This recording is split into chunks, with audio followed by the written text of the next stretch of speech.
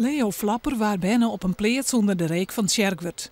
Maar doet zijn ouders verstoren, kwam hij bij zijn zuster in Blauwhoes te ween.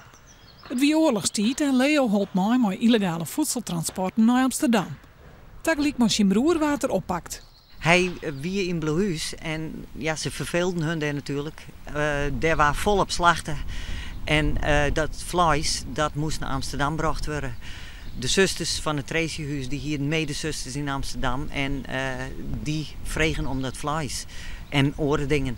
En Dominicus en Leo, die zagen hun rol als koerier toen wel zitten. En die zeiden wij willen wel met dat vlees over de Oosterdijk naar Amsterdam. De familie tocht jarenlang dat Leo in Ravensbrück zitten hier en daar verstonden we.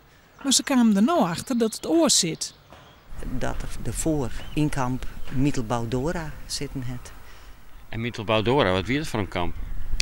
Dat was een gruwelijk kamp. Het was een kamp waar de V2-raketten maken werden. Dag en nacht zitten ze onder de grond in stof, geen eten en het werkje. Het was gruwelijk.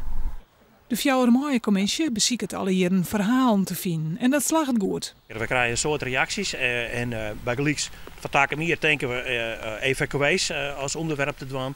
En daar ben ik een heel sneeuwsje aan de next mee, dus dat komt helemaal goed. De vraag is vanzelfs hoe het kind dat het verhaal van Leo nou pas bekend was. Ik denk dat het te verschrikkelijk geweest is om erover te praten, te pijnlijk. Dus mem heeft er nooit over praten van. En ik heb haar één keer heel erg gewoon gehad, dat was in 1948. Toen kwam ik thuis uit school en toen zit mem bij de tafel met een envelop met een rode kruis erop. En toen kreeg ze het officiële bericht dat hij dus overleden was in Ravensbrück. En ik heb dus mem nooit zo gewoon gehad te staan. En dat staat op mijn netvlies.